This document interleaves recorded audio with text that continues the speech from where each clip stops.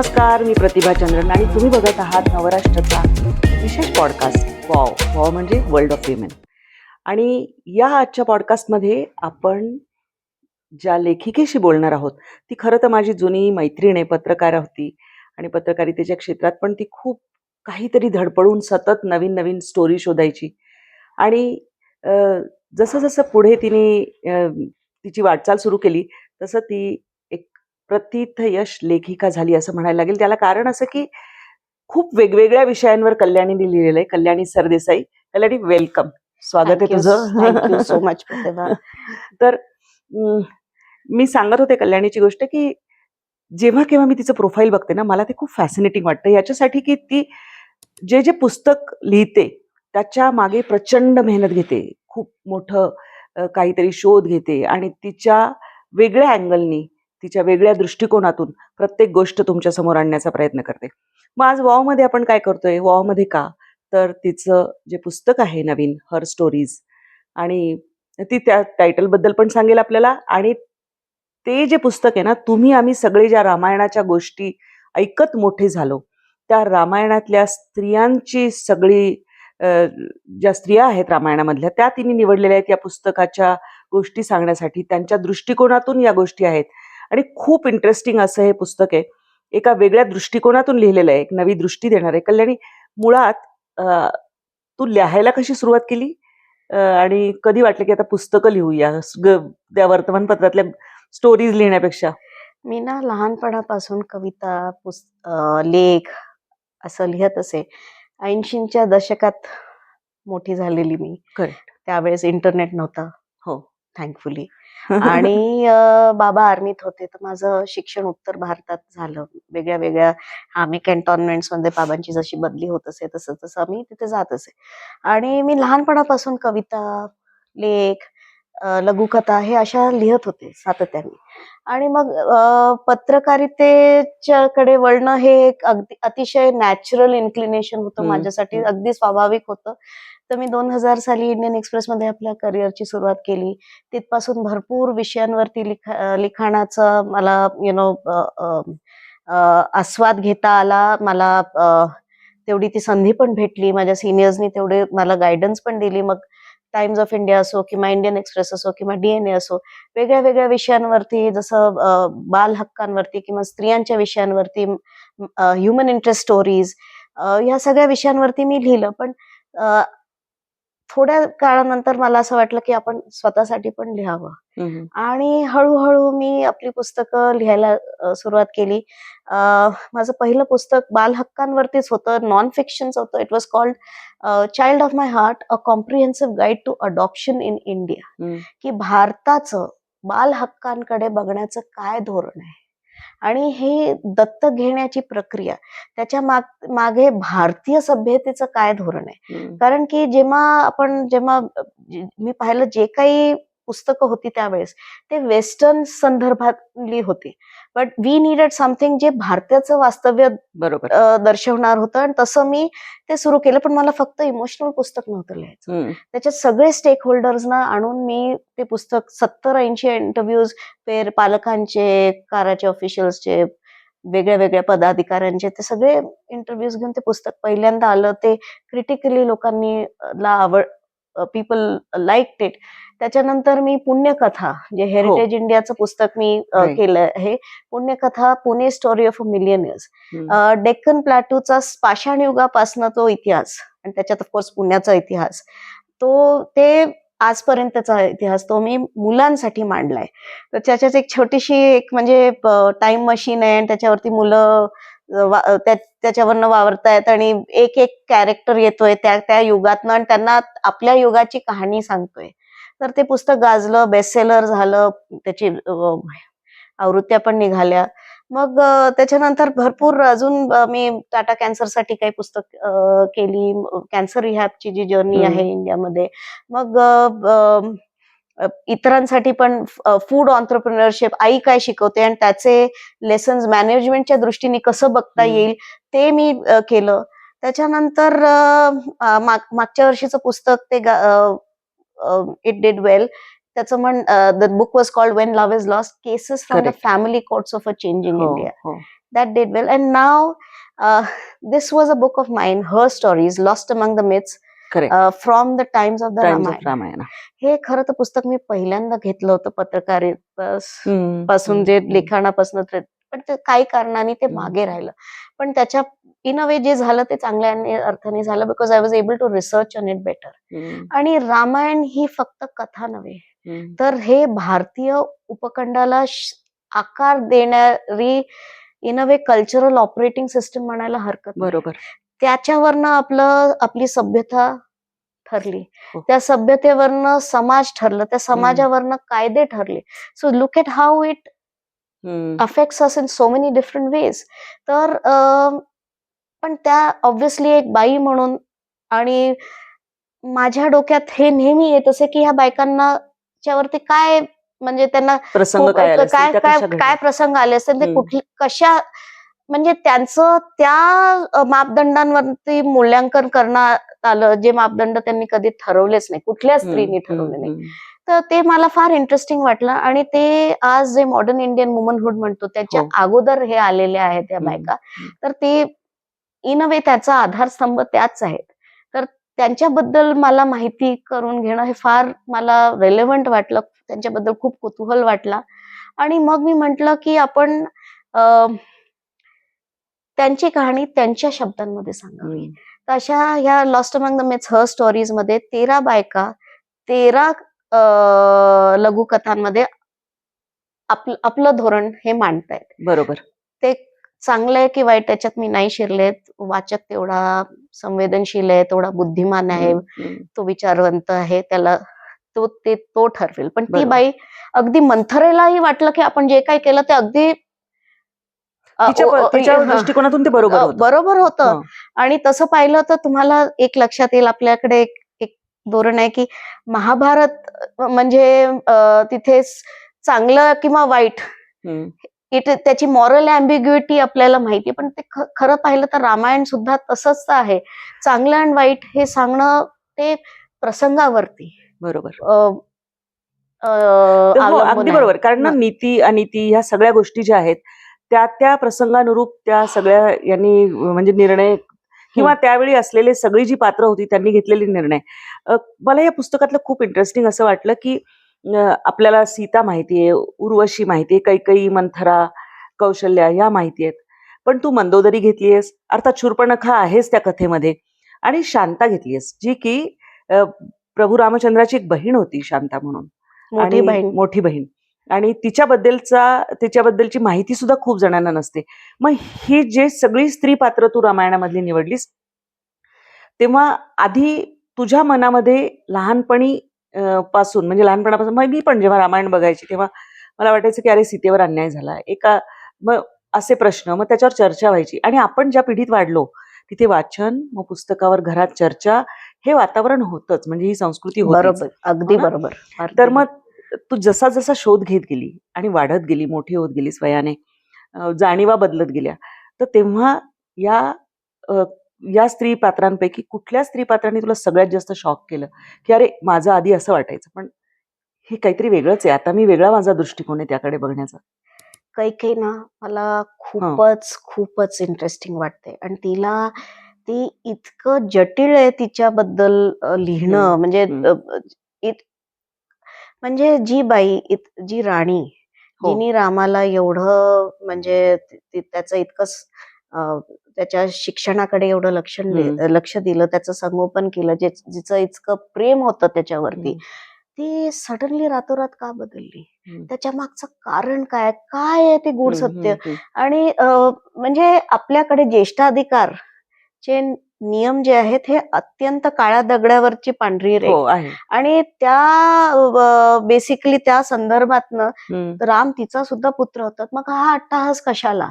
काय कारण होतं की एवढं तुम्ही रामाचं संगोपन केलं, त्याला एवढं योग्य केलं, आणि मग एक राज्याभिषेकाच्या एका दिवसापूर्वी तुम्ही असं त्यांना वनवासात पाठवलं? काय कारण होतं? त्याच्या मागचं व्हॉट वॉज द आणि एक लोक हे प्रश्न विचारत नाही की 20-22 वर्षाच्या तरुणाला फक्त 14 वर्षाचा वनवास का? त्याचा काय अर्थ आहे? परमनंटली का नाही हम्म. त्याचं मागचं तिचं कारण काय आहे? तर हम्म. ते मंथरा कैकेयीची कहाणी सांगते, तर ते तुम्ही ते बघा, त्याच्या मागचं काय कारण असू शकतं. कारण की पुष्कळ ह्याच्यामध्ये व्हर्जन्स मध्ये रामायणाचे भरपूर व्हर्जन्स भरपूर आहेत. अगदी अगदी हो. एका व्हर्जन मध्ये की 14 वर्ष मानवीय वर्ष हम्म. देवांचा साठी 14 दिवस ठरतात आणि असुरांचा विनाश करायला त्यांना 14 दिवस लागतात. त्याचा काही लिंक असू शकतो का हम्म. असं मी त्याला म्हणजे मी त्याचा असा विचार मांडलाय. आणि ते बघा तुम्ही ते पुस्तक वाचा आणि कैकेयीचं धोरण तुम्हाला पटतं का ते बघा. That was extremely interesting.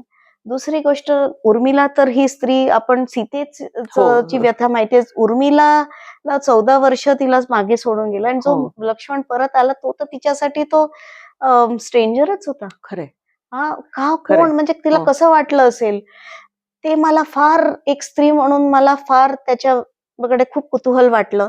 आणि आपल्याला शूर्पणखा ही खलनायिका म्हणून आपल्याला प्रेझेंट केली जाते. आणि आपण ते अमर चित्रकथा किंवा लहानपणचे आपण जे बालकथा वाचतो, चित्रकथा वाचतो, त्याच्यात तिला एक कॅरिकेचर म्हणून एक हास्यास्पद कॅरेक्टर म्हणून तिला दाखवलेलं गेलंय, जे अजिबात खरं नव्हतं. ती लंकेची राजकुमारी होती, एक विधवा होती. तिचं धोरण मी मांडलंय. I felt it was very, her story was worth telling. मग लोकांना हे माहित नाही की कैकसी ही रावणाची आई होती. बरोबर. तिच्याबद्दल मी लिहिलंय. ती राक्षस कन्या होती आणि ती खरंच इतकी सोज्वळ होती का जसं आपल्याला वाटतं? असा महत्वाकांक्षी रावण कसा काय, त्याला कोणी मोठं केलं, तर असा का ठरला? कैकसी कशी होती? तिला एक नवीन वंश तयार करायचा होता ब्रह्मराक्षसांचा. त्याच्यासाठी तिने ते राक्षस कन्या असून तिने ते ह्याच्या ऋषीमुनींशी लग्न केलं. ते साधं आयुष्य स्वीकारलं. ते अत्यंत म्हणजे महत्वाकांक्षी बाई. आणि काही वाचकांनी मला म्हटलं ते जरा अतिशयोक्ती वाटते. पण तुम्हाला सांगू का, ही अतिशयोक्ती नाहीये. अशा महत्वाकांक्षी बायका सबंध इतिहास, जगाच्या इतिहासात तुम्हाला दिसतील, सगळीकडे दिसतील. हो, बरोबर आहे. आपण राजकारणात पण बघतो. हो, अगदी. आणि पण मला हे म्हणायचं की ही पात्र आणि यांच्या मनापर्यंत पोहोचण्यासाठी, यांच्या मनाच्या तळाचा गाभा शोधण्यासाठी तुला बरंच काही वाचन करायला लागलं असेल, शोध घ्यायला लागला असेल.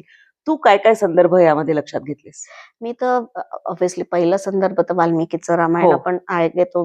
मग आपण मग रामचरितमानस तर मी वाचलेलंच आहे. कंभ रामायणचे काही अंश मी वाचलेले आहेत. झी टीव्हीचा 2007चा एक सिरियल होता, तो फार गाजला नाही, पण ते मला फार इंटरेस्टिंग वाटलं. रावणावरचं सिरियल होतं. रावणाच्या दृष्टिकोनातनं ते सिरियल दाखवलं गेलं होतं. आणि त्याच्यात तो रावण अगदी खूप म्हणजे असं देखणा आणि अगदी स्ट्रॉंग ऍक्टरला चूज केलं होतं, जसा ऍक्च्युली तो रावण असावा. बिकॉज नॉर्मली आपण जे नाटकीय रूपांतर पाहतो त्याच्यात रावण कुठला तरी कोणीतरी अगदी वयस्कर विचित्र दिसणारा असा तो दाखवला जातो खलनायकाच्या रूपात, पण ते खरं नव्हतं. रावणा इतकं तो शिवाचा भक्त होता आणि इतकं जो आकर्षक व्यक्तिमत्व होतं, म्हणूनच तर त्याला तेवढं तर ॲरोगन्स तर हळूहळू वाढत गेला. तो म्हणजे इतका प्रतिभाशाली, इतका आकर्षक व्यक्तिमत्व, तो कसा त्याचं पतन होत गेलं ते मी वाचलं. आणि मग सिया के राम 2015 साली ते सिरियल आलं आणि भरपूर त्याच्यातनं मी ते पण वाचलं. आणि ते तर वाचन, तो संशोधन तर मी करतच गेले. पण प्रत्येक पिढी रामायणात स्वतःचं प्रतिबिंब शोधते. खरंय. बिकॉज रामायण हे एक वाहती नदी आहे, एक आरसा आहे.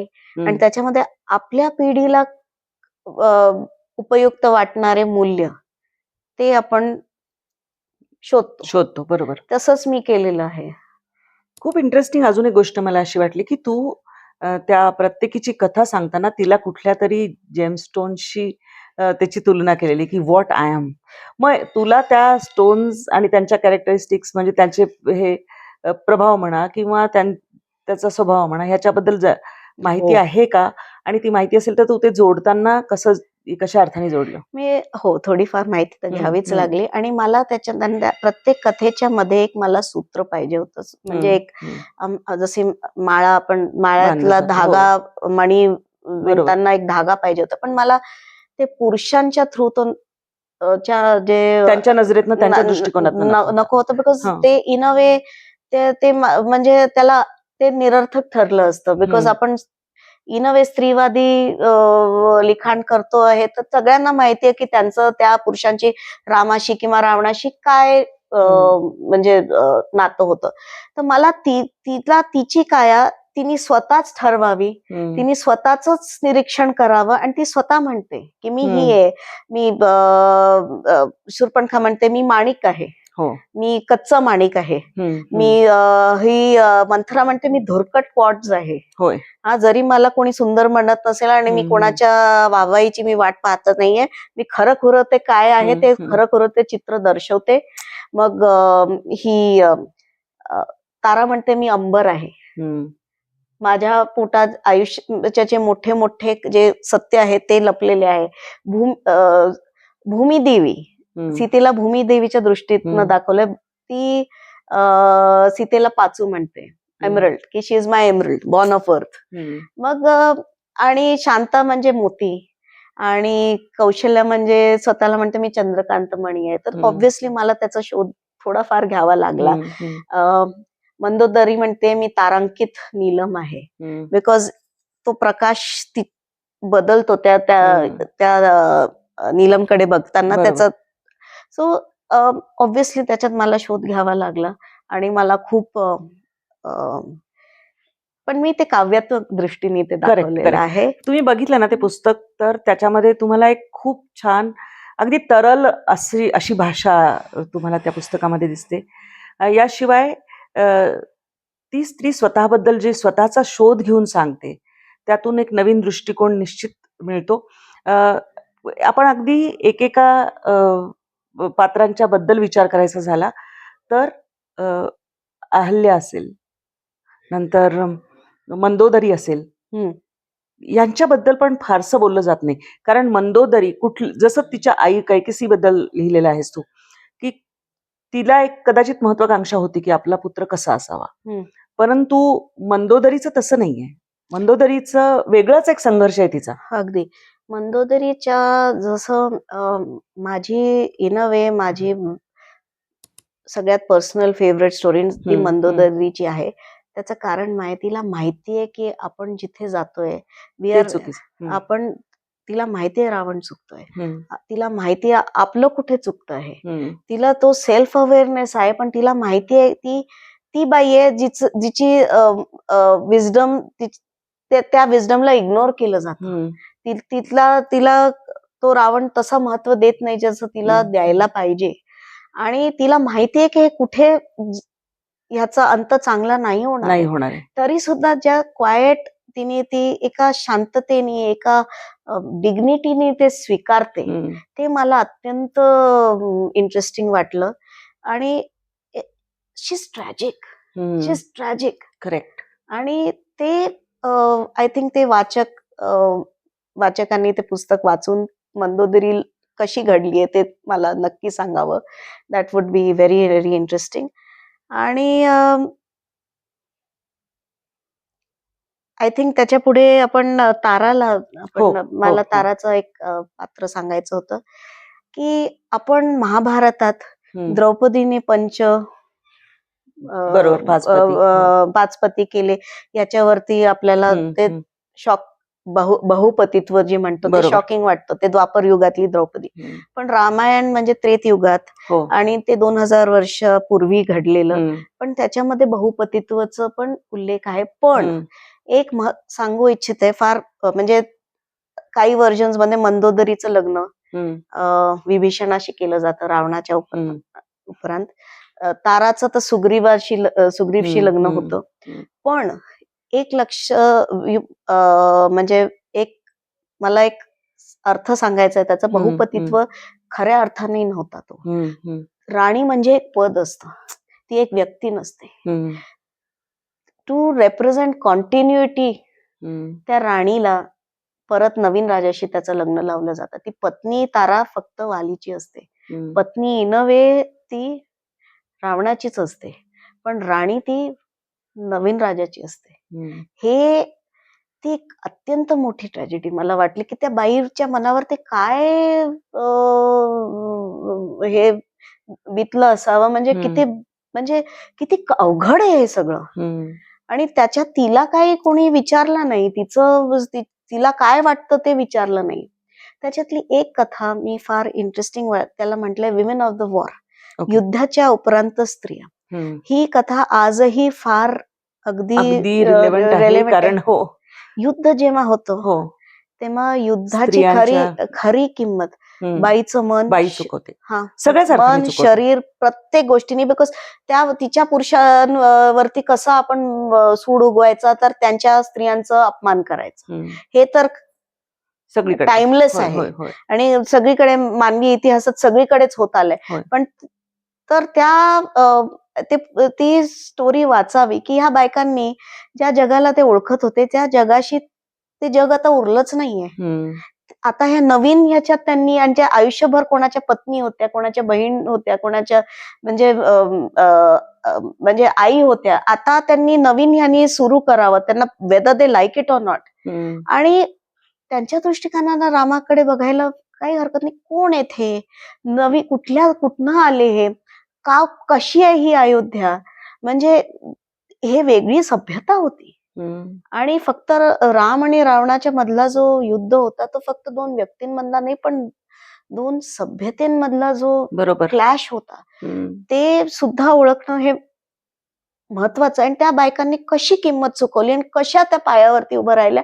आणि बायका जितक्या कितीही गरीब दिसत असल्या, कितीही सोज्वळ दिसत असल्या, तरी त्यांच्यात एक आत्मतनं एक देवी असते. हम्म. आणि ती कशी त्या देवीला कसं जागर करतात आणि ते कशा पुन्हा नवीन ह्यानी कशा उभ्या राहतात, हम्म. लंकाच्या बायका. हम्म. ती एक अत्यंत मला इंटरेस्टिंग स्टोरी वाटली. आणि ती त्याच्यामध्ये माझी लेखकाची मी म्हणेन कल्पनाशक्ती ही सगळ्यात प्रबळ आहे. त्याच्यात मी खूप खूप विचार केला की कसं वाटत असावं त्यांना. एक ना, आणि मी बघितलं की सीतेबद्दल खूप वेगळ्या वेगळ्या पद्धतीने सीतेचा कालखंड बघितला पाहिजे. एक म्हणजे जनकाची मुलगी जानकी, मग तिथे तिचं ती स्वयंवरात जिंकून इकडे राणी व्हायला आली आहे अयोध्येसारख्या ठिकाणी, आणि नंतर तिला वनवासाला जायला लागतं. त्यानंतर सुद्धा ती परत येते, तरी ते तिला राज्ञीपद ज्याला म्हणता येईल ते काही उपभोगता येत नाही. Right. तिला परत मुलांचा जन्म जो आहे ते आपल्याला ती सगळी लवकुशाच्या जन्माची कथा माहितीये, ते सगळं उत्तरकांडात. हो. आणि नंतर शेवटी धरणी माते पोटात घे, हम्म. की पुन्हा ते सगळं असह्य झाल्याने नको ते काहीच असं म्हणून ती आपल्या निघून जाते, म्हणजे परत अगदी धरणी मातेच्या पोटात. सीतेचा शोध तू कसा घेतलास त्याशी? मी सीतेला एका नवीन दृष्टिकोनातनं पाहिलं. मी हम्म. भूमी देवी तिच्या आईच्या दृष्टिकोनातनं पाहिलं. हम्म. त्या मातेचा आक्रोश, तिचा राग, तिला आपल्या बाळाला किती त्रास होतोय त्या दृष्टिकोनातनं मी सीतेला हम्म. पाहिलं. आणि ती आई स्वतःच्या मुलीबद्दल किती तिला अभिमान वाटतो, आणि त्याच वेळेस तिला राग पण येतो की तिला कशी ही ट्रीटमेंट दिली गई.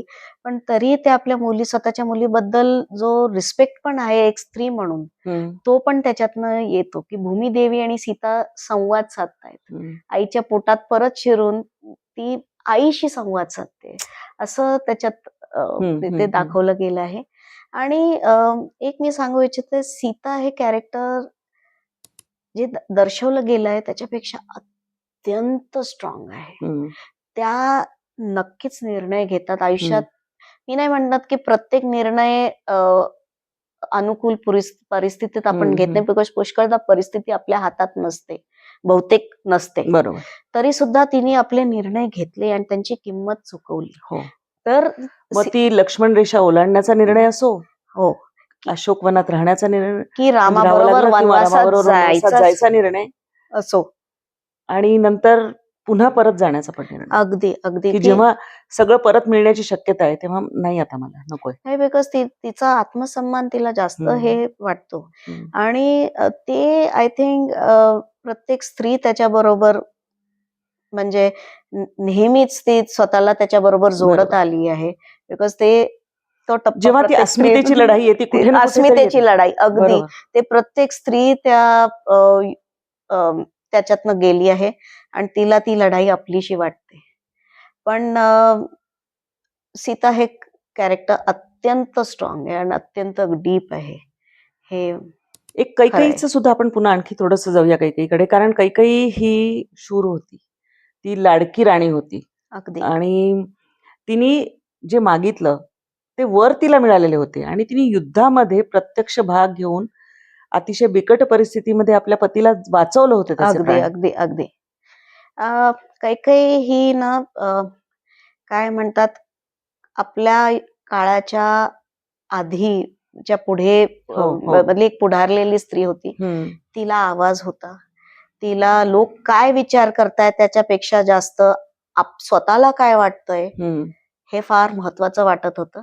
आणि एक कुठली तरी लेखिका आहे, ती हे माझी लाईन नाहीये तिची आहे, ती म्हणे की one thing that history will never forgive her for hmm. Was that she got what she asked for. Hmm. जे तिला पाहिजे होतं ते तिला मिळालं, त्याच्यासाठी इतिहास तिला कधीही माफ करणार नाही. हम्म. आणि जेव्हा ही स्त्री जे पाहिजे ते मिळवते ती मिळवते. खरी गोष्ट आहे. हो. इतिहास माफ करत नाही ती. हम्म. तर हे कैकेयीचं म्हणायला हरकत नाही.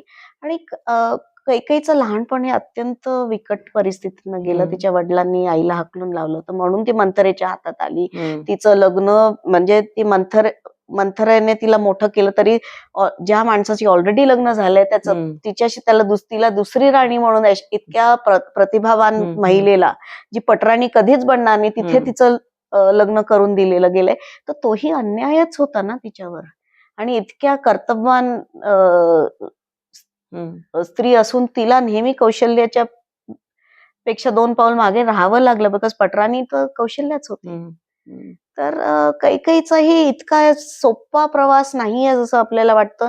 लहानपण अत्यंत दुःखद होतं. वडिलांचं तिच्याकडे बघण्याचा दृष्टिकोन सुद्धा अत्यंत म्हणजे असं पेट्रियार्कल जे म्हणतात की हम्म. फक्त म्हणजे मुलगी म्हणजे काय पॉन युज्ड इन मॅरेज, हम्म. तसंच कैकेयीचंही झालं. नंतर एक अजून एक कॅरेक्टर किंवा जे पात्र आहे ते म्हणजे अहिल्याच. हो.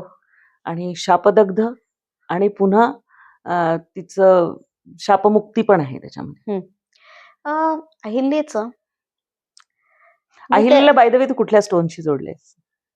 अहिल्याला मी पेट्रिफाईड वूड, जे एक अत्यंत दुर्मिळ, आता इंग्रजीत काय मराठीत काय म्हणतात त्याला माहित नाही, पण एक अत्यंत हाफ फॉसिल हाफ स्टोन, म्हणजे ते अत्यंत म्हणजे ते जी खरं तर तिची परिस्थिती होती, तिला दगड म्हणूनच म्हणजे शिळा म्हणूनच तिला म्हणजे तिला तो श्राप दिला होता.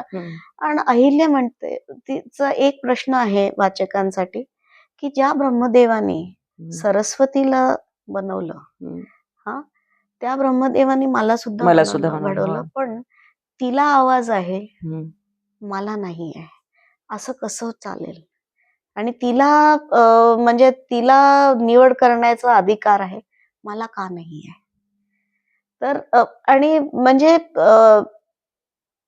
तिने काय केलं किंवा काय नाही केलं ते मी परत अगेन ते मला माहित नाही, पण मी तिचा दृष्टिकोन तो मी मांडलाय. आणि तिच्यावर जो झालेला अन्याय, काही वर्जन्स मध्ये ती 13 वर्षाची होती, गौतमाशी लग्न करून दिलं, म्हणजे कसं काय वाटलं असावं तिला.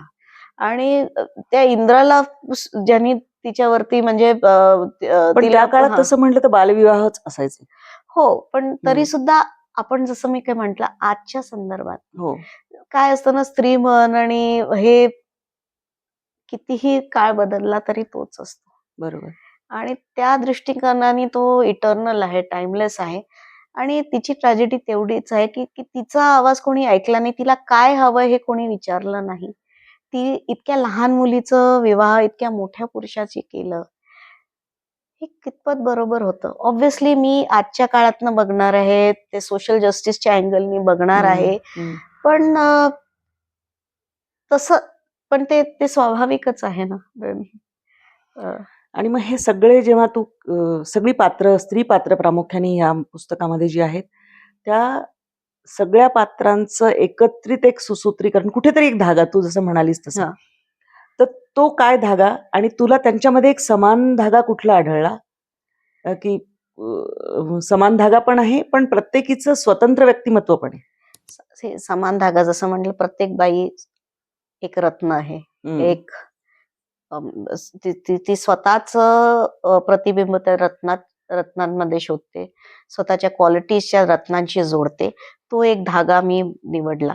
आणि ऍट द सेम टाइम प्रत्येक रत्न तो वेगळा आहे, कारण की प्रत्येकाची परिस्थिती वेगळी आहे. प्रत्येकाच्या समोर जे निर्णय घ्यायची जे क्षण होतं ते प्रत्येकीच्यासाठी वेगळं होतं. वेगळे वेगळे होते. आणि हे त्यातनं मी बघितलं. तुम्ही शबरीची कथा पण तुम्हाला दिसेल. होय. तिचं मी जेडशी नातं जोडलं आहे. जेड जो नदीच्या काठी सापडला Correct. जातो, अगदी त्याला साधं समजतात, ते हो, इतर हो. रत्नांसारखं दुर्मिळ नाही किंवा महागडं नाही. आणि आपण जेव्हा शबरीची कथा ऐकतो की अरे ती भोळी बाई जिने एका राजपुत्राला उष्टी बेर दिले, ठीक आहे ती भोळी होती म्हणून माफ करून दिला, तिचं मन साफ होतं. अरे पण ती म्हणते नाही, मी भीड आहे, मी त्या एक अत्यंत सुदृढ आणि श्रीमंत काय म्हणावं, हेरिटेज म्हणावं, त्यातनं आलेली आहे.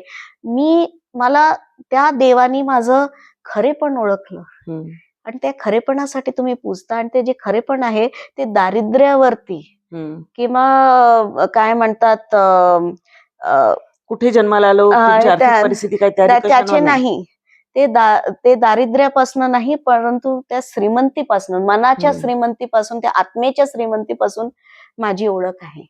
तर शबरी एक अत्यंत स्ट्रॉंग धोरण घेते आणि अगदी तिचं फार काय म्हणतात एम्पॉवर्ड नॅरेटिव्ह मी असं मांडलेलं आहे. बिकॉज मला ती शबरी तशीच वाटली. मला काही ती भोळी भाबडी नाही, ते तिच्यावरती अन्याय आहे. आपण हे बघावं, जी बाई बघते की 2 राजपुत्र जात आहेत, बरोबर, एवढे सगळ्या हातात एवढे सगळे वेपन्स घेऊन, तरी ती त्यांना आत बोलवते, त्याला हिंमतच लागते. खरंय. असं. आणि आता ह्या सगळ्या ही सगळी जी स्त्री पात्र आहेत, ती आता आपण आत्ताच्या काळात जर आलो तर कसा ह्यांचा परस्पर समन्वय दिसतो, कसा हे दिसतो तुला? एक स्त्री मन म्हणून, त्यांचं एकंदर व्यक्तिमत्व म्हणून, त्यांची निर्णय क्षमता म्हणून, हे तेव्हाचं आणि आताचं, कारण आपण धागे जोडतोच नाही म्हणलं तरी. नाही, काय धागे तर नेहमीच काय म्हणतात पिढ्यानपिढ्या त्यांची ते समोर ते येतच आहेत. म्हणजे आजही स्त्रीला आवाज मिळवायला खूप संघर्ष करावा लागतो. त्या लोकांनी आपला आवाज ऐकावा त्याच्यासाठी अजून धडपडावं लागतं. तिला तिचे निर्णय घ्यायच्या वेळेस 10 लोकांना सांगावं लागतं. आजही विधवेकडे बघण्याचा दृष्टिकोन आपला म्हणजे जसा बदलायला पाहिजे तसा पूर्णपणे बदलले नाही. आजही स्त्रीनी कुठल्या पुरुषाची नातं जोडलं त्याच्यावरनं तिची लायकी ठरवली जाते. तिच्या पर्सनल चॉईसेसनी, जे काही तिचं खाजगी आयुष्य आहे त्याच्यावरनं आपण तिचं इन अ वे आपण तिचं प्रोफेशनल इमेज तिचं ठरवलं जातं. म्हणजे मला ते अत्यंत खरं आहे. ऍट द सेम टाइम जे तिच्यावरती होणारे अन्याय आहे ते कायमच होत आले. जसे रंभाचं चरित्र एक मी पुस्तकात एक कॅरेक्टर, एक कहाणी मांडली आहे. रंभा हे कॅरेक्टर खरं तर पुराणांमध्ये नंतर आलंय, पण उत्तरकांडात पण आलेलं आहे. म्हणून ते आजच्या दृष्टिकोनाने ते मला अतिशय व्यापक वाटलं आणि म्हणून मी त्याला जास्त त्या कॅरेक्टरला महत्व दिलंय. रंभा ही नलकुबाराची पत्नी असते. नलकुबार हा रावणचा पुतणा असतो आणि हे माहिती असून रावण तिच्यावरती अन्याय करतो, अभद्र व्यवहार करतो आणि तो तिला विचारतो का ग अप्सरा ही कोणाची असते? आजही तो प्रश्न किती किती किती ज्वलंत आहे. एका शक्तिशाली पुरुषाला वाटणं की एक कमी वयाची स्त्री, जी लीला सो कॉल्ड खालच्या स्तरात पातळीवरची स्त्री सो कॉल्ड, तिच्यावरती अन्याय करणं हा माझा अधिकार आहे. आणि ती story ends with Rambha saying की मी रंभा आहे, हम्म, ब्रह्मांड आजही माझ्या तालांवरती नाचतं. हम्म, रावण गेला, त्याची लंका गेली, हम्म, मी अजूनही आहे, कारण की माझ्या आतली जी देवी आहे तिला हम्म. कोणी हात लावून नाही शकत. ती तुटून पडते जेव्हा रावण हो. तिच्यावरती अन्याय करतो, ती तुटून पडते, पण तिथपासून ते स्वतःची शक्ती परत मिळवून घेण्याचा जो प्रवास हम्म, आहे हम्म, तो आजही तो मेसेज मला प्रत्येक स्त्रीला द्यायचा होता की ती हारत नाही, हार हम्म, मानत नाही. हम्म, हम्म. रंभा रंभा पुढे जाते, रावण संपतो. बरोबर. वंडरफुल. आणि सगळ्यात स्ट्रॉंग कॅरेक्टर कुठलं वाटलं तुला? म्हणजे ह्याच्यातलं कुठलं पात्र की खूप स्ट्रॉंग आहे आणि कुठलं पात्र असं की जे त्यांनी थोडंसं वेगळं वागायला पाहिजे होतं असं वाटतं? म्हणजे मी खरं सांगू का, प्रत्येक कॅरेक्टर त्यातल्या त्यात भयंकर स्ट्रॉंग आहे. हम्म. अ, अतिशय महत्वाकांक्षी पाहिले तर रावणाची आई आई कैकसी. कैकेसी. हो. कैकसी. कौशल्या सुद्धा अतिशय कणखर होती. हम्म, कौशल्या माझी रडणारी आणि स्वतःचे तुकडे सांगणारी बाई अशी नाहीये. बरोबर. ती अत्यंत, तिला कुठेही, तिला माहितीये की ती कोण आहे. हम्म, ती एक अत्यंत पारंपरिक स्त्री आहे. हम्म, तिला आपले कर्तव्य माहिती आहेत, हम्म, तिला आपले अधिकार माहिती आहे. कैकई सारख्या आकर्षक व्यक्तिमत्वाने तिला मागे टाकावं, ते तिची ट्रॅजेडी होती. हम्म, तिच्या हम्म. पुत्राला पाठवून देणं पाठवून देणं. जंगलात, होय. एक तर तिच्या नवऱ्याचं लक्ष वेधून घेणं, मग हम्म, त्याच्यानंतर तिचा पुत्र हम्म, वनवासात पाठवणं, तिची मुलगी शांता, मोठी हो, मुलगी, मोठी तिला मुलगी. दत्तक देण्यात येतो, हो. जिचा जन्म रामाच्या खूप पुष्कळ अगोदर झाला हम्म, असतो. तर हे सगळं तिच्यावरती अन्यायच होते. पण तिने, तिची जी शक्ती आहे ती इन अ वे पारंपरिक भारतीय महिलेची शक्ती आहे. हम्म, तिला त्या परंपरेतनं, आता परंपरा ही बदलतच असते आणि मी हम्म, अजिबात त्याचं समर्थन करत नाही किंवा हम्म, त्याला चांगलं किंवा वाईट पण तिला माहितीये की ती कोण आहे. हम्म, तिला माहितीये की राणी आणि आईच्या मध्ये कोणाचं कर्तव्य जास्त महत्वाचं हम्म, आहे. तिला माहितीये की राणीचं कर्तव्य काय आहे, एका पत्नीचं कर्तव्य काय आहे, आणि त्या कर्तव्यातनं ती स्वतःची शक्ती शोधते. हम्म. आणि ते मला अतिशय इंटरेस्टिंग वाटलं की कर्तव्य सुद्धा ही एक इन अ वे त्या बाईची ओळखच झाली. हम्म. जेव्हा आपण कैकेयीला म्हणतो अरे वा, पण त्या कौशल्येला सुद्धा ओळख होती आणि ती अत्यंत कणखर होती. आणि वेगळं वागायला पाहिजे, अ, मी म्हणते मंदोदरीला वागायला पाहिजे. बर. जेव्हा आपल्याला नवऱ्याला सन्मार्गावर ठेवायला पाहिजे होतं. स- न- तसंही नाही. त्याच्याही पेक्षा नाही,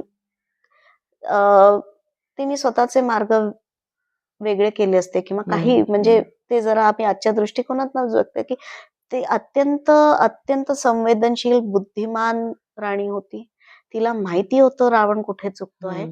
आणि एका याच्यामध्ये ती सीता, म्हणजे एका व्हर्जन मध्ये सीताचा मंदोदरी बरोबर झालेला संवाद, संवाद. तो मला अत्यंत, म्हणजे तो माझ्या मनाला म्हणजे हे वेधून गेला की ती म्हणते की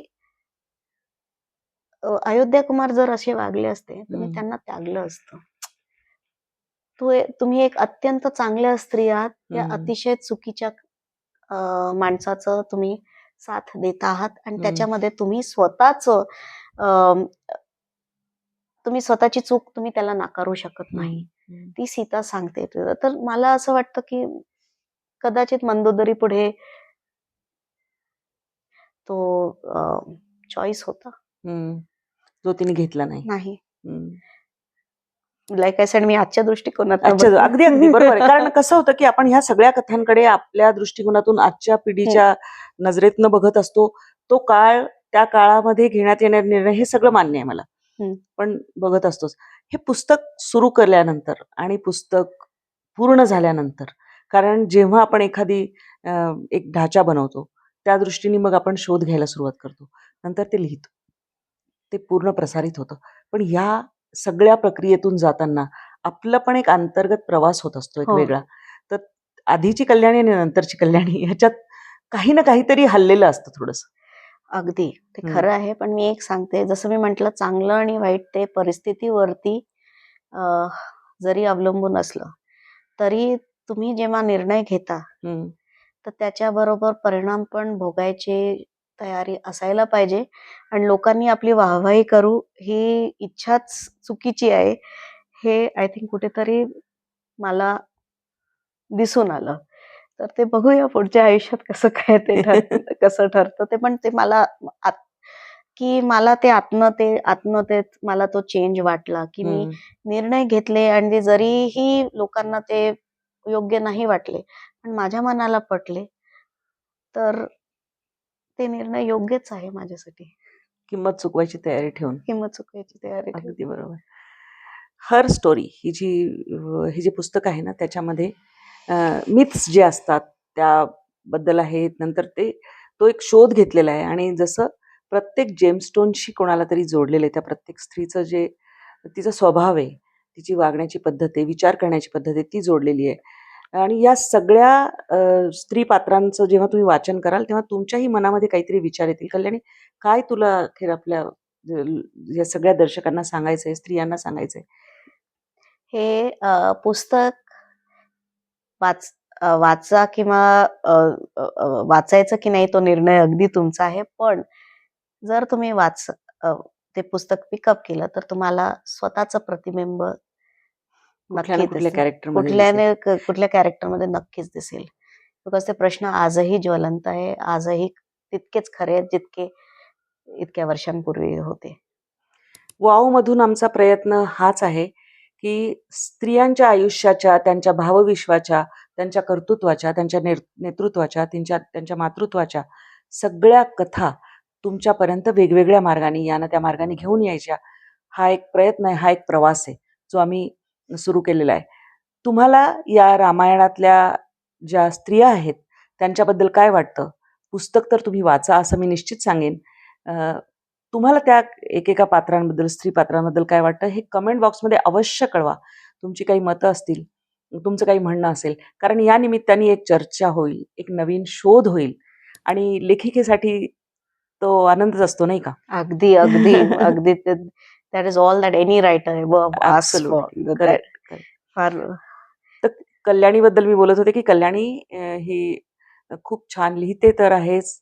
पत्रकारितेचा तिचा प्रवास उत्तमच होता आणि नवीन नवीन शोध सारखं स्वतःमध्ये काही बदल करत घेणाऱ्या नवं विश्व शोधणाऱ्या स्वतःसाठी अशा ज्या मोजक्या असतात त्यामध्ये कल्याणी आहे. कल्याणीकडनं खूप लेखन होत राहो अशी अपेक्षा, कारण नवीन नवीन काही ना काही जेम स्टोन्स ती आपल्यासाठी घेऊन येणार आहे.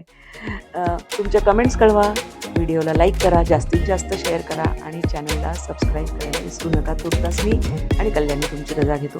कल्याणी खूप खूप थँक्यू सो मच. थँक्यू.